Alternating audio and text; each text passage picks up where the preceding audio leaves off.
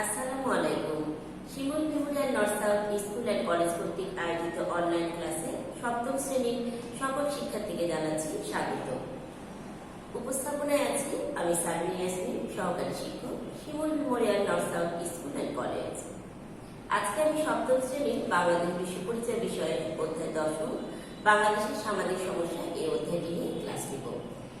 তোমরা নিশ্চয়ই জানো, তোমাদের পরিমাণিত সিলেবাস অনুযায়ী আমাদের প্রত্যেকটি অধ্যায় একবার করে হয়ে গেছে। আমরা আবার রিভিশন ক্লাসে যাচ্ছি। রিভিশন ক্লাসে যাওয়ার আগে আমি করোনা নিয়ে কয়েকটি কথা বলতে চাচ্ছি। এখন আমরা করোনাকালীন সময়ে বাস করছি, কাজে আমরা সচেতন থাকবো, ধৈর্যের সাথে এই সময়টি মোকাবেলা করব এবং অবশ্যই স্বাস্থ্যবিধি মেনে চলবো, পরিষ্কার পরিচ্ছন্ন থাকবো, বাসায় থাকবো এবং নিরাপদে থাকবো। চলে যাচ্ছি এখন আমার ক্লাসে। তাহলে আজকের অধ্যায় থেকে আমরা যা জানতে পারবো বা শিখতে পারবো।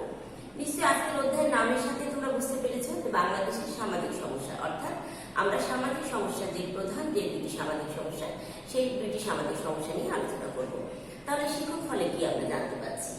যৌতুকের যে ধারণা সেই সম্পর্কে তোমরা জানতে পারবে, যৌতুকের কারণ প্রভাব বিশ্লেষণ করতে পারবে, যৌতুক নিরোধ আইনের ব্যাখ্যা করতে পারবে এবং বাল্য বিবাহ কি তার কারণগুলো চিহ্নিত করতে পারবে, এর সমাজের প্রভাব বিশ্লেষণ করতে পারবে, বাল্য বিবাহ প্রতিরোধে করণীয়গুলো ব্যাখ্যা করতে পারবে এবং যৌতুক ও বাল্য বিবাহ প্রতিরোধে যে সামাজিক আন্দোলন গড়ে তোলা হয় তা বর্ণনা করতে পারবে। চলে যাচ্ছি আলোচ্য বিষয়ে। অবশ্যই আলোচ্য বিষয়টি তোমরা খাতায় লিখে নিবে। তাহলে আজকের অধ্যায়ের আলোচ্য বিষয় কি? তাহলে আজকের আলোচ্য বিষয়টি হলো, প্রথমে যেটা আছে তার নাম হচ্ছে যৌতুক, অর্থাৎ বাংলাদেশের একটি অন্যতম সামাজিক সমস্যার নাম। এর কারণ আমরা জানবো, প্রভাব জানবো, অর্থাৎ সমাজে কি প্রভাব, এবং যৌতুক নিরোধ আইন জানবো। এরপরে জানবো আরেকটি সামাজিক সমস্যা, সেটি কি? বাল্য বিবাহের ধারণা, বাল্য বিবাহের কারণ, বাল্য বিবাহের প্রভাব, প্রতিরোধ এবং আইন। চিত্রে আমরা একটি চিত্র দেখতে পাচ্ছি। এই চিত্রটি হচ্ছে বাংলাদেশের অন্যতম একটি সামাজিক সমস্যা, যার নাম হচ্ছে যৌতুক। তাহলে যৌতুক কি? আসো আমরা এই সংজ্ঞাটি জেনে নিই। যৌতুক হচ্ছে বাংলাদেশের একটি অন্যতম সামাজিক সমস্যা। বিয়ের সময় যেটা বর বা কনে পক্ষের, অর্থাৎ বিপরীত পক্ষের কাছ থেকে যে অর্থ বা সম্পত্তি দাবি করে গ্রহণ করা হয় তাকে বলা হচ্ছে যৌতুক। এটি একটি সামাজিক কুপ্রথায় পরিণত হয়েছে।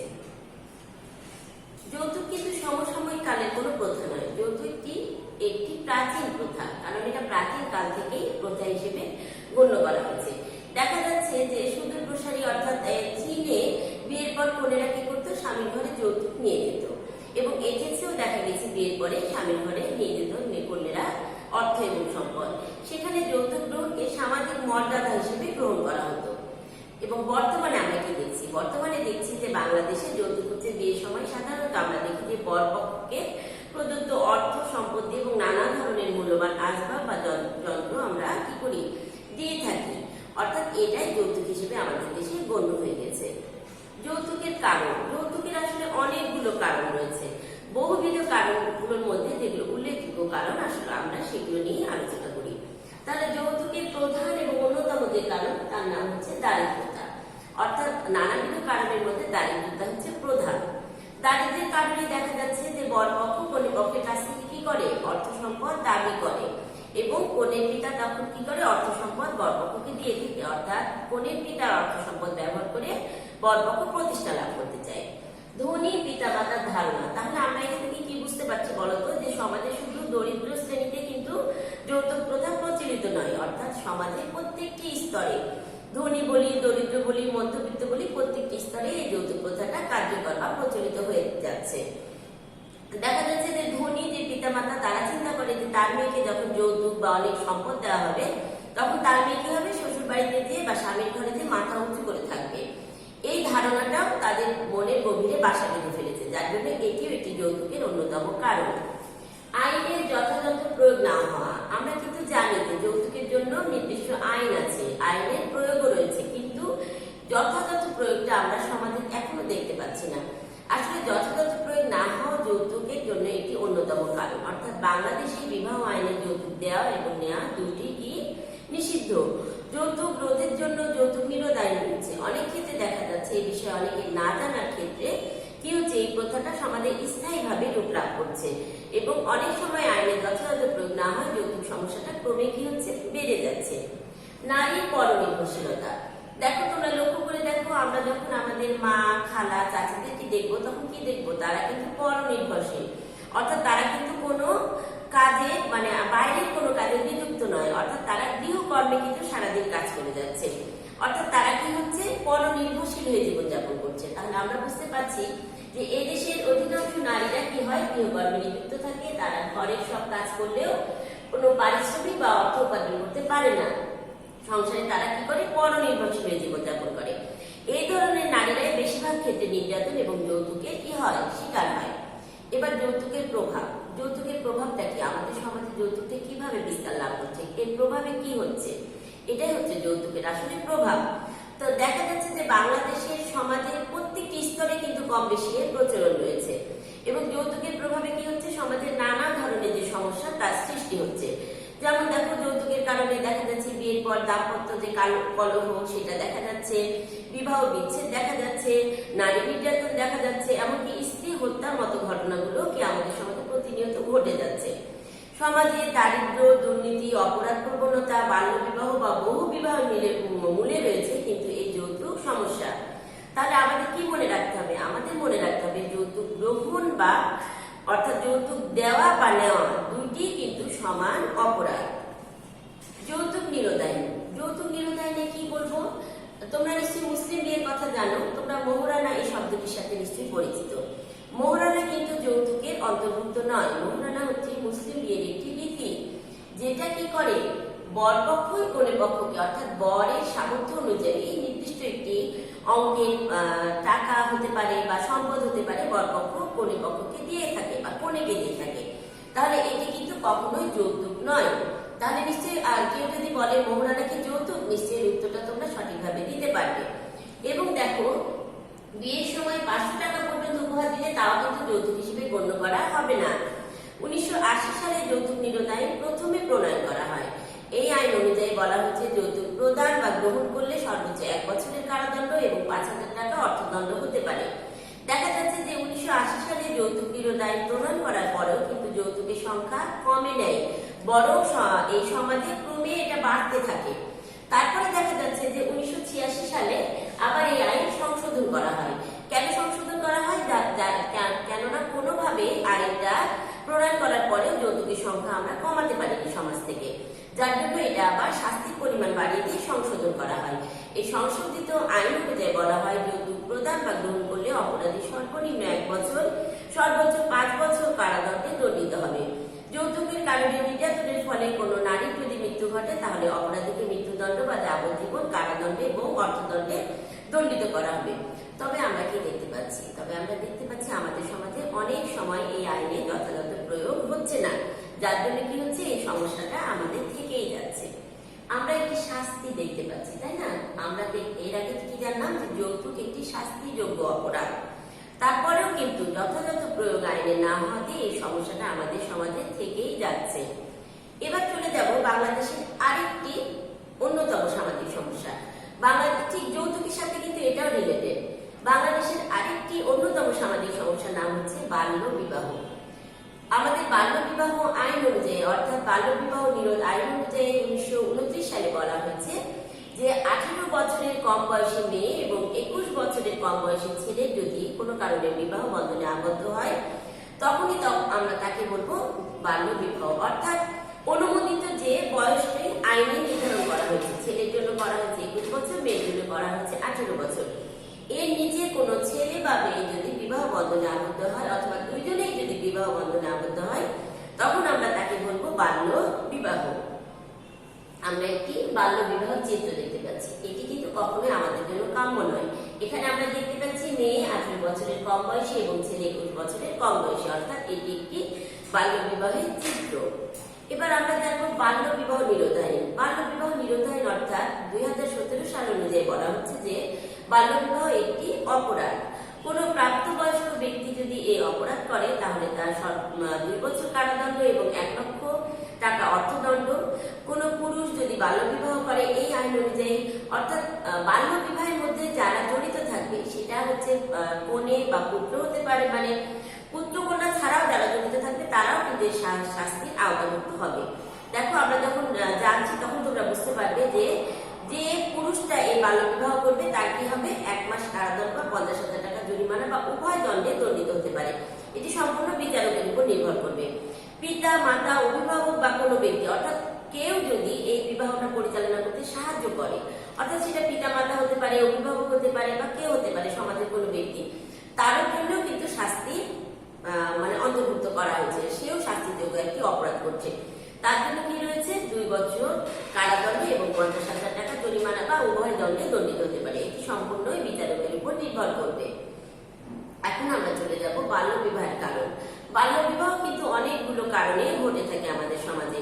তার মধ্যে প্রধান যে 5টি কারণ, আমি সেই 5টি কারণ উল্লেখ করলাম। প্রধান 5টি কারণ হচ্ছে দারিদ্রতা, সামাজিক নিরাপত্তার অভাব, অভিভাবকদের শখ, যৌতুক এবং জনসংখ্যা। আমরা দেখো একটি চিত্র দেখতে পাচ্ছি, তাই না? দরিদ্র কিছু ছেলে মেয়ে চিত্র দেখতে পাচ্ছি। তোমরা মনে রাখবে যে বাংলাদেশ যদিও মধ্যম আয়ের একটি দেশ, কিন্তু এখনো আমাদের দেশে অনেক মানুষ কি আছে, দরিদ্র সীমার নিচে বাস করছে, যারা এখন পর্যন্ত কিন্তু আমাদের যে মৌলিক অধিকারগুলো সেগুলো সঠিকভাবে পূরণ করতে পারেনি আমাদের সরকার, বা পূরণ করতে তারা পারছে না। তাহলে এই যে দরিদ্র জনগোষ্ঠীর মধ্যে কি হয়, যখন একটি পরিবারে মেয়ের সংখ্যা বেড়ে যায়, বা দরিদ্র জনগোষ্ঠী কি করে, চিন্তা করে যে যত তাড়াতাড়ি আমি ছেলে বা মেয়ের বিয়ে দিতে পারবো তত তাড়াতাড়ি আমি কি হব, আমরা কি হব, এই যে আমাদের যে হচ্ছে যে এই যে দারিদ্রতা থেকে আমরা কিছুটা মুক্ত হবো। যেমন ছেলের বাবা মনে করে আমি যদি কিছুটা টাকা পাই বা কোনো সম্পদ পাই মেয়ের বাবা থেকে, তাহলে আমি দরিদ্রতা কিছুটা হলেও কমাতে পারবো। অর্থাৎ দরিদ্রতা কিন্তু বা দারিদ্রতা কিন্তু বাল্যবিবাহের একটি বড় কারণ। এরপর চলে যাচ্ছে আরেকটি অন্যতম কারণ, সামাজিক নিরাপত্তার অভাব। আমাদের সমাজে দেখো, লক্ষ্য করে দেখো, আমাদের সমাজটা কিন্তু এখনো পুরুষ শাসিত সমাজ, এবং আমাদের সমাজে বিভিন্ন, আমরা পত্র পত্রিকা যখন খুলি, আমরা বিভিন্ন যখন সংবাদগুলো দেখি, আমরা আজকে উঠি বিভিন্ন সংবাদ পড়ে, তাই না? কি দেখি যে এখনো আমাদের সমাজে যে অ্যাসিড সন্ত্রাস, ইপিজিং বা বিভিন্ন নেতিবাচক যে দিকগুলো সেগুলো কিন্তু বিদ্যমান বা চলে আসছে। অর্থাৎ এই পুরুষ শাসিত সমাজে আমরা কি দেখছি, মেয়েরা এখনো নিরাপত্তাহীনতায় ভুগছে। দেখা যায় বাবা মারা মেয়েরা যে নিরাপত্তাহীনতায় ভুগে, অর্থাৎ কন্যাগ্রস্ত যে বাবা বা যার পিতা, যাদের হচ্ছে কন্যা রয়েছে, তারা কি চিন্তা করে যে আমার মেয়েটি বড় হয়ে যাচ্ছে, বা এখনো তো আমি সেই সমাজ থেকে সেই নিরাপত্তাটা পাচ্ছি না, তাকে যে আমি বাইরে ছেড়ে দিব কোনো কাজের জন্য, সেই নিরাপত্তাটা কিন্তু এখন আমি পাইনি। তো যার জন্য এই নিরাপত্তাহীনতা কিন্তু বাল্যবিবাহের একটি বড় কারণ। তখন কি করে, পিতা মাতারা সেই মেয়েদেরকে বিয়ে দেওয়ার চিন্তা ভাবনা করে বা বাল্যবিবাহ দিয়ে থাকে। অর্থাৎ এখনো মেয়েরা সামাজিক নিরাপত্তাহীনতায় ভুগছে। আমাদের বিভিন্ন যে কর্মকাণ্ডগুলো ঘটছে, নেতিবাচকগুলো, সেগুলো আমাদের সমাজে বিদ্যমান। তাহলে এটি একটি বড় কারণ। অভিভাবকদের শখ আরেকটি কারণ আমরা দেখতে পাচ্ছি। বাল্যবিবাহের পিছনে দেখো অনেক পরিবারে দাদা দাদি, নানা নানি বা হচ্ছে অভিভাবকরা মনে করে যে আমি বেঁচে থাকতে থাকতে আমি আমার নাতি বউকে বা নাত জামাইকে বা আমার ছেলে মেয়ের জামাই বা বউকে দেখে যেতে পারবো বা দেখতে চাইবো। এই একটা আকাঙ্ক্ষা তারা মনের মধ্যে রাখে, এবং এই আকাঙ্ক্ষা থেকেও দেখা যাচ্ছে বাল্যবিবাহটা বেড়ে যাচ্ছে। জনসংখ্যা, নিশ্চয়ই তোমরা জানো যে আয়তনে আমাদের দেশটা অনেক ছোট, কিন্তু জনবহুল আমাদের একটি দেশ, তাই না? তাহলে পরিবারের লোক সংখ্যা যদি বাড়তে থাকে, বিশেষ করে কোনো পরিবারে যদি মেয়ের সংখ্যা বাড়তে থাকে, সেই পরিবারে বাবা কি করে, যত তাড়াতাড়ি কন্যাকে পাত্রস্থ করতে পারবে বা বিয়ে দিতে পারবে, তত তাড়াতাড়ি সে মনে হয় বেঁচে যায়। এই একটা মনোভাব থেকে কি হয়, বাল্যবিবাহটা বেড়ে যাচ্ছে, বা জনসংখ্যার থেকেও, জনসংখ্যার বিস্ফোরণ বলি বা জনসংখ্যার অতিরিক্ত জনসংখ্যা থেকেও বাল্যবিবাহটা বেড়ে যাচ্ছে। বাল্যবিবাহের প্রভাব, আমরা এতক্ষণ জেনেছিলাম যে যৌতুকের প্রভাব, বাল্যবিবাহের প্রভাবও কিন্তু কোনো অংশে সমাজে কম নয়। এই প্রত্যেকটি প্রভাবে আমরা খারাপ দেখতে পারবো, অর্থাৎ খারাপ দিকগুলো আমরা লক্ষ্য করবো। তাহলে সমাজে নানা ধরনের, অর্থাৎ ব্যক্তি থেকে শুরু করে সামাজিক, অর্থাৎ ব্যক্তি থেকে শুরু করে সমাজে কিভাবে কি হয়, এই সমস্যার জন্য বা এই প্রভাবের নানা ধরনের সমস্যাগুলো সৃষ্টি হয়। কি কি সমস্যা আমরা দেখতে পাচ্ছি আমাদের সমাজে? বিশেষ করে মাতৃমৃত্যু, শিশু মৃত্যুর হার কি হচ্ছে, বৃদ্ধি পাচ্ছে। এবং আমরা দেখতে পাচ্ছি যে এই বাল্যবিবাহের কারণে অনেক সময় বিবাহ বিচ্ছেদ এবং বহু বিবাহ দেখা যাচ্ছে। বাল্যবিবাহের প্রভাব, আমরা একটি জরিপে দেখেছি যে 2016 সালে মাতৃমৃত্যুর হার ছিল 176 জন। তাহলে আমরা দেখতে পাচ্ছি শিশু মৃত্যুর হারও দেখো, 1990 সালে শিশু মৃত্যুর হার ছিল প্রতি 1,149 জন। তাহলে এগুলো কেন হচ্ছে? আমরা এতে দেখলাম যে বাল্যবিবাহ এর মূল কারণ কিন্তু শিশু মৃত্যু এবং মাতৃমৃত্যুর হার যে বেড়ে যাচ্ছে, তার মূল কারণ হচ্ছে বাল্যবিবাহ। তাহলে গ্রামে যে দরিদ্র পরিবারগুলো রয়েছে দেখা যাচ্ছে যে 18 থেকে 20 বছর বয়সের মধ্যে এটা ছেলে হোক আর মেয়ে হোক তাদের মধ্যে বিয়ে দেওয়ার যে প্রবণতা এটা তাদের মধ্যে বেড়ে যায়। এবং দেখা যাচ্ছে যে খুব অল্প বয়সী মেয়েরা কি হচ্ছে গর্ভধারণ করছে। এবং ছেলে বলি বা মেয়ে বলি যে মানসিক বা শারীরিক যে পরিপক্কতা আসে তার আগে তারা বাবা বা মা হয়ে যাচ্ছে। এতে কি হচ্ছে দেখো আমাদের সমাজে খুব বড় একটা ইফেক্ট বা বড় একটা প্রভাব পড়ছে। দেখো কারণ কি কিশোরী মেয়েরা যখন মা হয়ে যায় তখন তারা পুষ্টিহীনতায় নিজেরা যেমন ভোগে, যে সন্তানের তারা জন্ম দেয় সেই সন্তানটাও কিন্তু তখন পুষ্টিহীনতায় ভোগে। অর্থাৎ কি হচ্ছে বিভিন্ন অপুষ্টি, অসুস্থতা এবং বিভিন্ন শারীরিক জটিলতায় মা এবং শিশু মৃত্যুবরণ করছে। এটি কিন্তু কখনোই আমাদের কাম্য নয়। তাহলে বাল্যবিবাহ এটি একটি বড় কারণ বা প্রভাব আমাদের সমাজে। আমি একটি চিত্র নিয়ে এসেছি। এটি কি দেখো তো, আমাদের একটি জনপ্রিয় মিনা কার্টুন। নিশ্চয়ই তোমাদের খুব পছন্দের এই কার্টুনটি।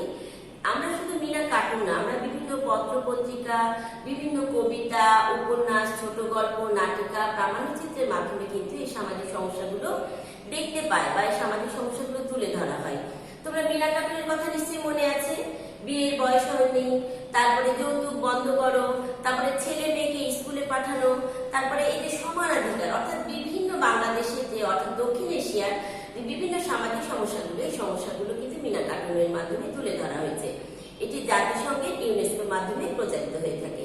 অর্থাৎ আমরা এইসব কার্টুন এবং বিভিন্ন পত্রপত্রিকা এবং বিভিন্ন যে আমরা কবিতা পড়বো, তারপরে হচ্ছে যে উপন্যাস পড়বো, নাটক পড়বো, এর মাধ্যমে এই সামাজিক সমস্যাগুলো জানতে পারছি এবং এই উত্তরণ থেকেও কি করতে হবে তা আমরা জানতে পারছি। তাহলে এবার আমরা জানবো প্রতিরোধে, এই যে আমাদের যে সামাজিক সমস্যা বাল্যবিবাহ প্রতিরোধে আমাদের যে করণীয়।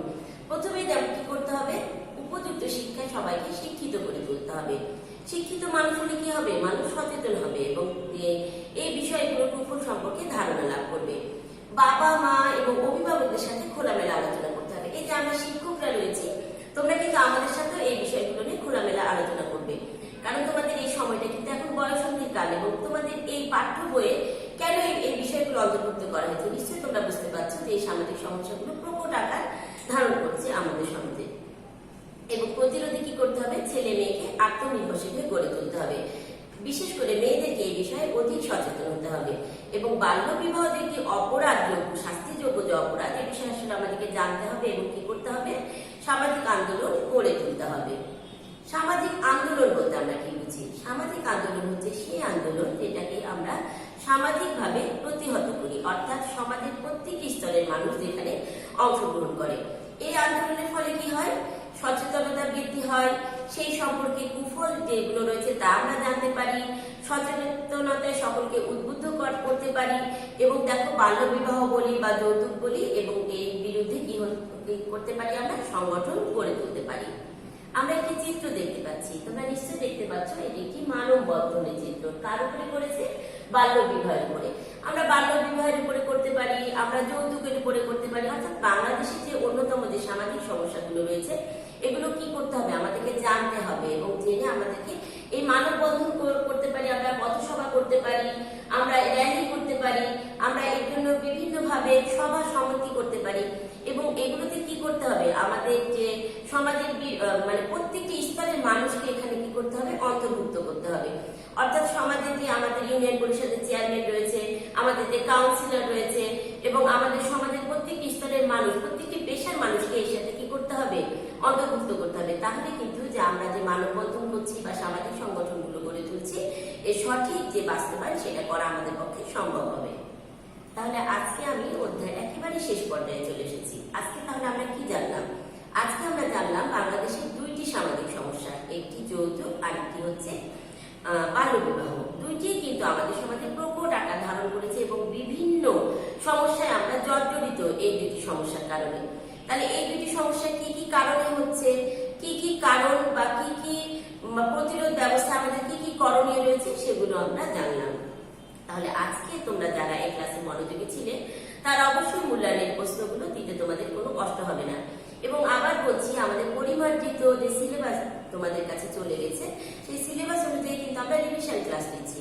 কোনো কারণে কেউ যদি কোনো ক্লাসে অনুপস্থিত থাকো বা না দেখে থাকো তাহলে এখন তোমরা এই ক্লাসগুলো দেখো, তাহলে তোমাদের মধ্যে যে গ্যাপগুলো থাকবে সেগুলো আশা করছি পূরণ হয়ে যাবে এবং তোমরা টপ টেস্টগুলো ভালো মতো দিতে পারবে।